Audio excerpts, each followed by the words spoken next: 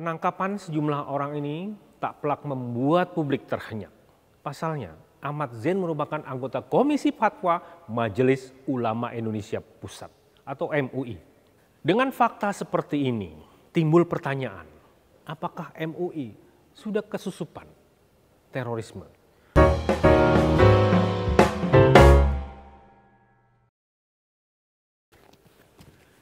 Halo sobat, jumpa lagi di program Deditors Media Indonesia. Detasmen khusus atau Densus 88 anti teror Polri menangkap 3 orang yang disangka terlibat terorisme. Mereka adalah Ustadz Farid Okbah, Ustadz Ahmad Zain Al-Najah, dan Anung Al-Hamad. Mereka diduga terlibat kelompok teroris Jamaah Islamiyah. Bahkan mereka sudah ditetapkan sebagai tersangka. Hal itu ditegaskan Kepala Bagian Bantuan Operasi Densus 88 anti teror Polri, Komisaris Besar Aswin Siregar pada Selasa 16 November 2021. Ketiga tersangka ini ditangkap di tempat terpisah di Bekasi, Jawa Barat, Selasa 11 November 2021. Wow, kalau melihat waktu penangkapan dan kemudian penetapan sebagai tersangka memang terbilang cepat. Dan ini artinya memang polisi sudah lama mengumpulkan bukti, polisi sudah lama kemudian membicarakan keterkaitan mereka dan pada akhirnya menjadi puncaknya dengan penangkapan tersebut. Dalam keterangannya polisi, ketiga orang ini memiliki peran yang cukup penting di Jamaah Islamiyah. Farid Okbah dan Ahmad Zain Al-Najah merupakan Dewan Syuro Jamaah Islamiyah. Bahkan mereka juga tergabung di lembaga Amil Zakat BM Abdurrahman bin Auf atau Lazaba sebagai Dewan Syariah. Lazaba merupakan yayasan yang terafiliasi dengan Jamaah Islamiyah. Yayasan ini bertugas mengumpulkan dana dari masyarakat. Kemudian Anung Al-Hamad adalah anggota Perisai Nusantara Esa pada 2017 silam. Nah, Perisai Nusantara Esa ini adalah sayap organisasi Jamaah Islamiyah. Posisinya merupakan anggota pengawas Perisai Nusantara Esa ini. Penangkapan sejumlah orang ini tak pelak membuat publik terhenyak.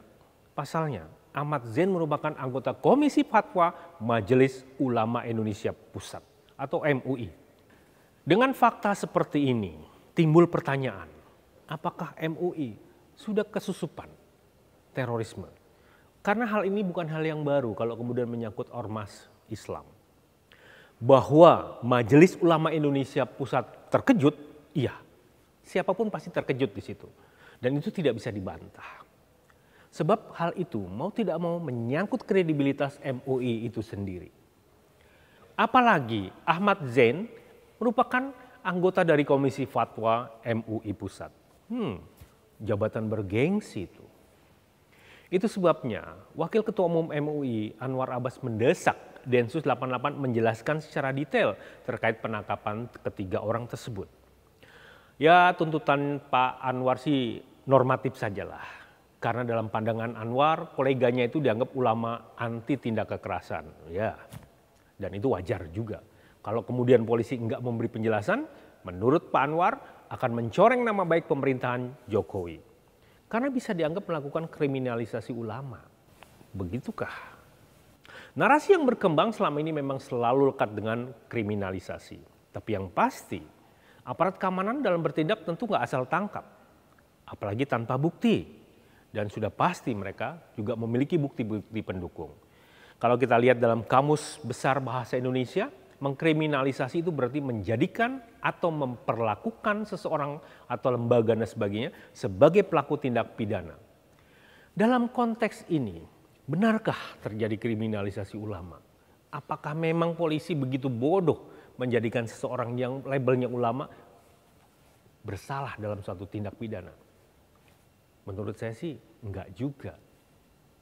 Kalau kata Ketua Umum Muhammadiyah Haidar Nasir, terkait penangkapan ini beliau menyebutkan biarkan saja hukum yang bicara.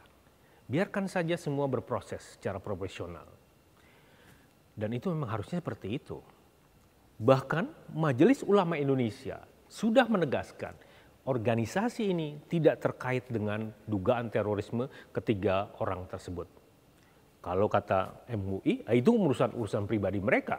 Seperti dikatakan Ketua Umum Miftahul Akhyar dan Sekjen Amir Syah Tambunan pada Rabu 17 November 2021. MUI memang harus menegaskan hal itu. Mereka tidak boleh berdiam diri atau kemudian menunggu proses itu sampai rampung, bahkan lama. Tindakan cepat mereka adalah bahwa mereka pasti akan kena getah kalau mereka tidak bertindak cepat.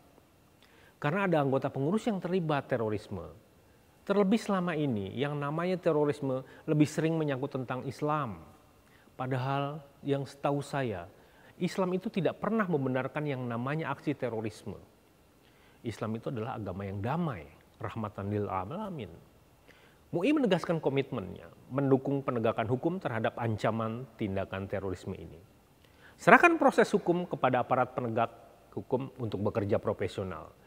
Yang pasti dan yang penting, tegakkan asas praduga tidak bersalah. Kalau kemudian MUI memutuskan untuk segera melakukan profiling internal terhadap seluruh anggotanya, ya memang begitulah yang harus dilakukan. Pasalnya, sekali lagi, Islam menjadi pihak yang kerap dituding melakukan aksi terorisme bukan hal baru. Bahkan sejumlah pihak pun seperti mengidap yang namanya Islamofobia. Dan ini terjadi di banyak tempat. Apakah hal ini berarti MUI kecolongan? Nggak mudah untuk menuding seperti itu. Sebab seperti kata pengurus harian Badan Penanggulangan Ekstremisme dan Terorisme MUI, Muhammad Ma'mun Razid, MUI menjadi wajah berkumpulnya banyak sosok dari berbagai organisasi massa Islam. Artinya, ormas-ormas Islam biasanya mengirimkan anggotanya untuk menjadi pengurus MUI kalau menganut atau kemudian merujuk kepada penegasan tersebut. Artinya banyak pihak di situ. Orang-orang yang sebetulnya secara agama tuh memang di atas rata-rata lah. Di sisi lain, Ma'mun juga menyebutkan MUI itu pernah kok mengakomodir sosok dari kelompok yang dinyatakan terlarang oleh pemerintah. Dan itu memang terjadi. Jadi ketika kemudian sejumlah pihak menilai adanya intoleransi, radikalisme, dan terorisme telah menyusup secara sistemis ke berbagai institusi sosial, keagamaan, bahkan institusi pemerintahan dan BUMN, itu pun bukan hal yang aneh. Sebelumnya, melalui sejumlah aktor dalam MUI, organisasi keagamaan ini telah menjadi booster yang efektif bagi menguatnya intoleransi di Indonesia. Itu tercermin dari fatwa-fatwa atas berbagai aliran dan pandangan keagamaan serta peristiwa tertentu yang dengan simplisitis dianggap sebagai penodaan agama. Telah melegitimasi tindakan intoleransi, diskriminasi, dan persekusi terhadap warga negara. Fatwa MUI itu dianggap sejumlah kalangan telah melegitimasi praktek intoleransi dan radikalisme di Indonesia. Terlebih, bukan cerita baru adanya persekusi terhadap warga negara. Segelintir orang yang dianggap berbeda, yang dianggap kemudian berseberangan. Itu kata Ketua Setara Institut Hendardi pada Kamis 18 November 2021. Kalau dalam pandangan Hendardi, MUI yang seharusnya jadi jangkar moderatisme Islam kembali lalai dengan membiarkan sosok bermasalah jadi bagian dari struktur organisasi tersebut. Bahkan dia duduk di komisi fatwa, suatu komisi yang selama ini memproduksi fatwa-fatwa keagamaan. Jadi bisa dibayangkan kalau semisalnya, ini sekali lagi misalnya ya, fatwa-fatwa MUI itu ada yang memuat atau yang mengandung substansi tentang terorisme. Ngeri banget bayanginnya. Karena itu bisa menjadi modal, itu bisa menjadi landasan bagi segelintir orang untuk melakukan tindakan. Dalam hal ini, kalau memang itu terjadi, saya berpikir sih mudah-mudahan tidak terjadi. MUI tidak bisa cuci tangan. Karena memang itulah kondisinya. Jadi sekali lagi, harapan saya tentu saja tidak ada fatwa-fatwa yang kemudian berbau terorisme atau kemudian yang berbau-bau yang mendukung tindakan kekerasan. Yang pasti terorisme memang tidak bisa dipandang sebelah mata dan tak bisa juga dikaitkan dengan agama-agama tertentu karena terorisme adalah tindakan global, tindakan yang bisa menyangkut kepada siapa saja, yang bisa mengena pada siapa saja dan bisa menjadi siapa saja. Terorisme harus menjadi musuh bersama dan nggak ada kaitannya dengan agama tertentu. Saya cuma berharap, cobalah untuk menjadi orang atau pihak yang nggak gampang, nggak mudah menjadikan mereka yang berbeda pandangan, mereka yang berbeda sikap, mereka yang beda pemikiran sebagai musuh. Itu tidak boleh terjadi. Perbedaan adalah keniscayaan. Tuhan sudah menciptakan berbagai ragam, gak mungkin tanpa tujuan. Yang pasti MUI tetaplah menjadi jangkar bagi banyak orang. MUI tetap harus menjadi organisasi yang steril dari tindakan terorisme. Gak boleh MUI ikut terlibat di dalamnya. Apalagi kemudian mengakomodir anggota-anggotanya atau kemudian memberikan ruang kepada anggotanya yang memang punya indikasi teroris. Atau kemudian mendukung terorisme.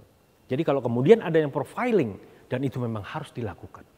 Dengan profiling itulah MUI bisa berbenah. Saya tidak antipati dengan MUI, saya mendukung kok MUI. Dan saya pikir juga Anda demikian. Tetapi bukan berarti kemudian MUI juga bisa lepas tangan terhadap tindakan-tindakan seperti ini. Paling tidak, dengan adanya kejadian seperti ini, marilah berbenah. Kami pasti mendengarkan apa yang dikatakan oleh MUI. Tapi juga jangan sampai kemudian MUI menjadi jangkar lokomotif intoleransi.